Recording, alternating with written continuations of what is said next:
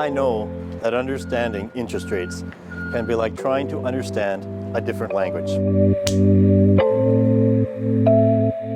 It's my goal in this video to share about how interest rates relate to you and the housing market in Canada in the most enjoyable and digestible way possible. Borrowing rates are going up right now. Of that, there is no doubt. The main questions for the near term are, number one, how fast the bank rate will have to rise in order to curb inflation. The persistence of inflation following the global pandemic is still a big uncertainty. Number two, how much will commercial banks and mortgage providers have to move the key borrowing rates, such as the 5-year fixed rate, which has already gone up over the past year at Canadian Bank, resulting in a wider gap between the long-term fixed rates and the variable short-term rates. In fact, the gap between the 5-year fixed and the variable 6-month mortgage rate is one symptom of the inevitability of rising interest rates. Central banks, such as the US Fed and the Bank of Canada, have been preparing to raise interest rates to curb inflation that has crept into the economy during the pandemic, partly due to interruptions to the supply of finished goods and raw materials. Central banks around the world have no experience with these levels of supply disruptions, and the underinvestment in vital sectors during the pandemic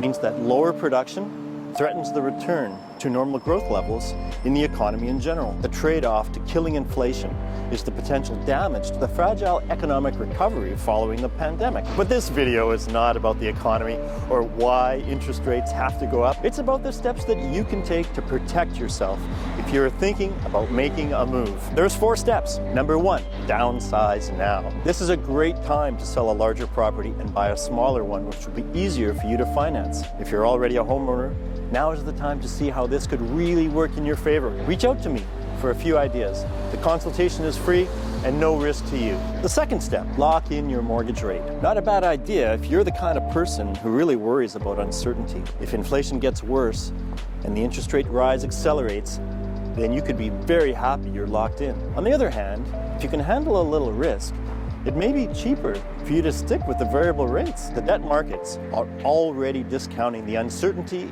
and the variable rates are so low that your mortgage costs based on short-term rates may remain below the cost of a fixed-rate mortgage. Number 3, simply borrow less. In Canada, there's a federally mandated stress test, which means consumers have to handle mortgage rate, which is about 2% higher than their actual rate on a 5-year mortgage. This limits the size of the mortgage you qualify for. But if you don't think 2% is sufficient, perhaps it's better for you to increase your down payment even further and give yourself more of a cushion. You don't have to take all the funds the banks are offering. Number 4, waiting to move. This could be an option for you, especially if you can postpone buying a bigger, more expensive home by renovating or reorganizing your existing home. I can help further with ideas about how to prioritize these projects to optimize the value of your home. One more word about waiting, however. Some buyers tell me that they're waiting to see how fast interest rates go up because they believe that rising interest rates will cause a recession, which will make home prices fall.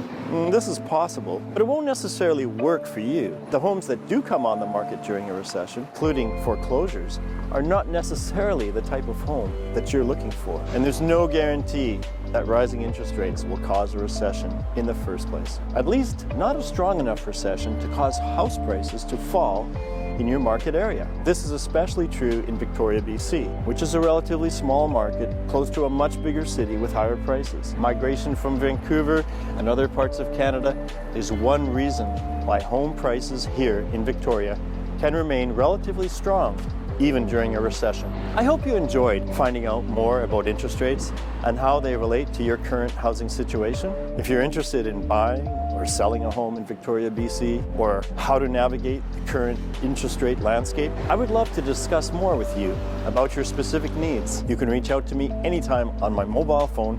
778-584-5180, or check out my website, linked in the description below. Also, subscribe to this YouTube channel and click the like button if you found this video useful. This all helps with the YouTube algorithm to get this video out to more people.